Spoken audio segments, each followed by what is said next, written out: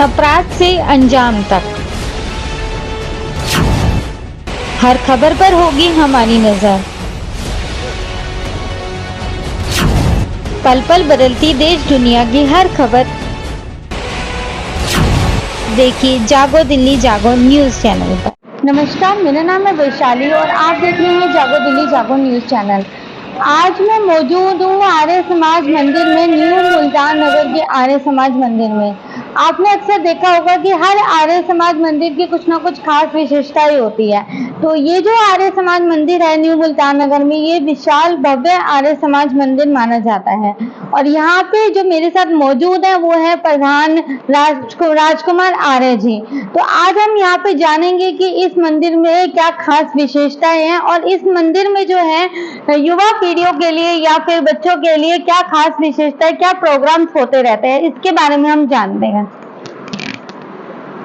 नमस्कार प्रधान जी। सभी को सादर नमस्ते। और देखिए, वैसे तो आर्य समाज मंदिर जितने भी हैं दिल्ली के अंदर, कोई 350 आर्य समाज मंदिर हैं, सारे ही बड़े अच्छे हैं जी। और सब में ही वेदों के प्रचार प्रसार होता है। जो महर्षि दयानंद का ने मार्गदर्शन दिया था कि वेद हमारा धर्म का मूल है, वेद हमारा सृष्टि का संविधान है, तो उनके अनुसार ही जितने भी आर्य समाज मंदिर हैं सबके अंदर वेदों का प्रचार प्रसार होता है। और ये जो हमारा आर्य समाज मंदिर न्यू मुल्तान नगर है, ये भी बड़ा पुराना, मैं समझता हूँ वेस्ट दिल्ली का एक पुराना आर्य समाज मंदिर है, क्योंकि इसकी स्थापना 1957 में हुई। यहाँ पंडित लोकनाथ तरक वस्पति जी यहाँ पे रहते थे, जो आर्य समाज के मूर्धन्य विद्वान हुए, जिनका नाम पंडित लोकनाथ तर्क वाचस्पति उनका नाम इसलिए था कि तर्क में उनके सामने कोई नहीं ठहरता था। तो उन्होंने बड़े शास्त्रार्थ किए मुसलमानों के साथ में, जो और धर्म के लोग हैं जो वेदों को नहीं मानते थे, अपनी विचारधारा को, वेदों को सर्वोपरि माने, उनके बारे में बताएं। तो वो उन्होंने बहुत बड़े एक आंदोलन का वो हिस्सा रहे और आज़ादी की लड़ाई में भी वो बड़े जो नौजवान थे उनके प्रेरणा स्रोत रहे। जैसे सरदार भगत सिंह का योजोपी संस्कार उन्होंने अपने हाथों से किया, जो पंडित लोकनाथ तरक वस्पति जिनके नाम से ये यज्ञशाला है। आप देखिए सामने लिखा हुआ है पंडित लोकनाथ तरक वस्पति यज्ञशाला जी। ये दिखाइए क्या नाम है इनका। पंडित जी क्योंकि यहाँ पे रहते थे तो उनके प्रभाव से ही इस आर्य समाज की एक अस्तित्व में ये आर्य समाज आया। और पंडित जी ने जो हमारी एक यज्ञ करने के बाद एक प्रार्थना गाई जाती है, यज्ञ रूप प्रभु हमारे भाव उज्जवल कीजिए, छोड़ देवे छल कपट को मानसिक बल दीजिए।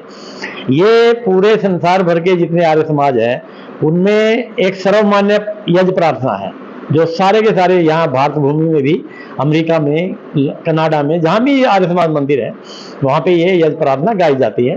तो ये रचना भी पंडित लोकनाथ तरक वस्पति जी की है।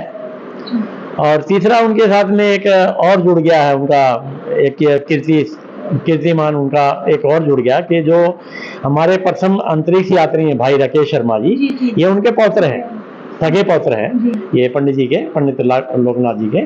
तो ये इनकी उनके नाम से ये आर्य समाज बना हुआ है। और यहाँ पे हमारे यहाँ पे काफ़ी सारी एक्टिविटी चलती हैं। यज्ञ तो दैनिक यज्ञ होता है, फिर साप्ताहिक यज्ञ होता है। साप्ताहिक यज्ञ में भी हम हर हफ्ते हर सप्ताह एक नया यजमान, एक यहाँ पे नए यजमान बनते हैं, वो भी युवा जोड़ा यजमान बनता है। तो कई बार जैसे आज जो बने हैं वो बच्चे यजमान बने थे, जितने छोटे बच्चे हैं। यहाँ एक संस्कार दर्शन की कक्षा चलती है हमारे यहाँ पे, तो उसमें जो बच्चे सीखने के लिए आते हैं उनका कुछ 35-40 बच्चों का ग्रुप है।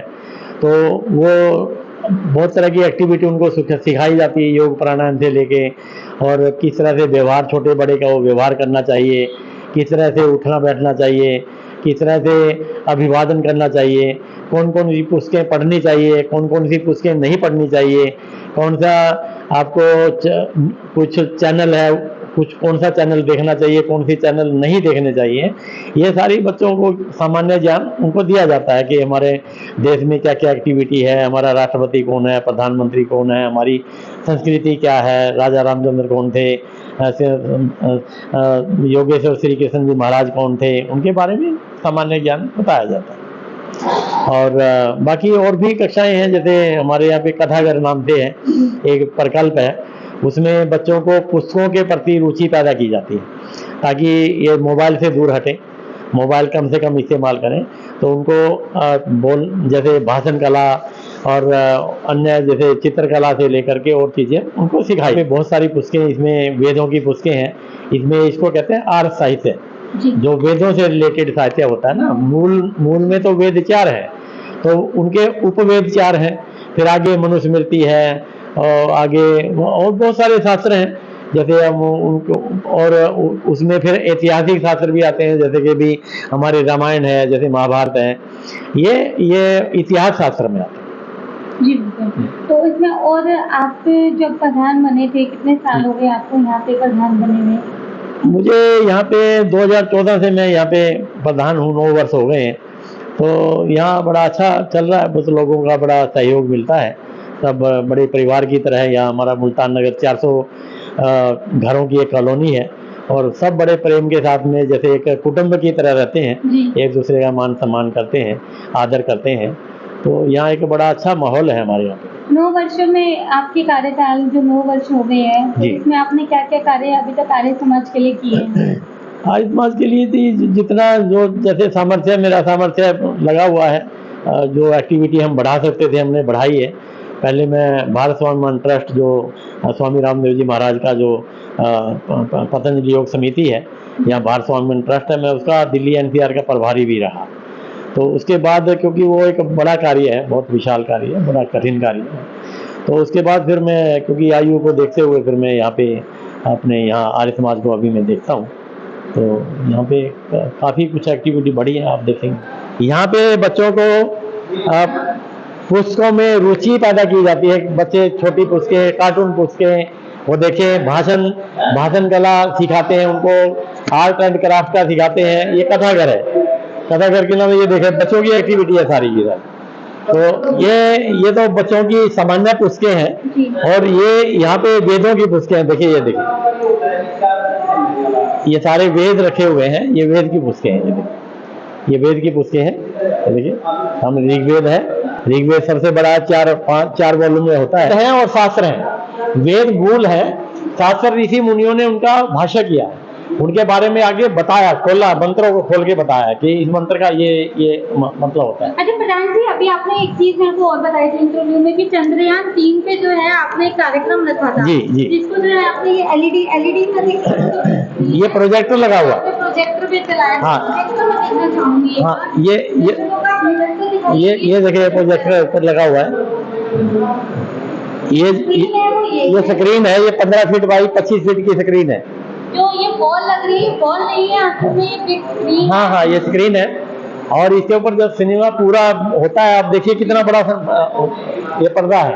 और आप ये भी देख सकते हैं कि यहाँ पे जो क्लासेस चलती है वो गिटार की भी क्लासेस है और क्या गिटार की भी चलती है, उसके बाद में योग प्राणायाम की है, ये कथाघर की है और नृत्य की कक्षा चलती है, नृत्य भी सिखाया जाता है। जो भारतीय नृत्य है वो सिखाया जाता है। अच्छा, जैसे किसी भी बच्चे को यहाँ पे अगर आना है जी, तो उसके लिए क्या आपने फ्री सामाजिक कार्य निःशुल्क रखा हुआ है या किस तरीके से है? नहीं, उसका रजिस्ट्रेशन आवश्यक है। अच्छा, उसका रजिस्ट्रेशन आवश्यक है। उसमें थोड़ा सा बहुत मामूली सा, क्योंकि बच्चों का उसमें ऐसा ना लगे कि बिल्कुल ही मतलब कोई भी आए कोई जाए इस तरह से, और रजिस्ट्रेशन भी है उसमें थोड़ा सा रखा हुआ है, जैसे 200 रुपये महीना ऐसा करके, मतलब एक तरीके से हाँ वो निःशुल्क ना के बराबर है। जी धन्यवाद। अगर आपको हमारा ये वीडियो पसंद आया है तो लाइक करें, कमेंट करें और चैनल को सब्सक्राइब करना ना भूलें।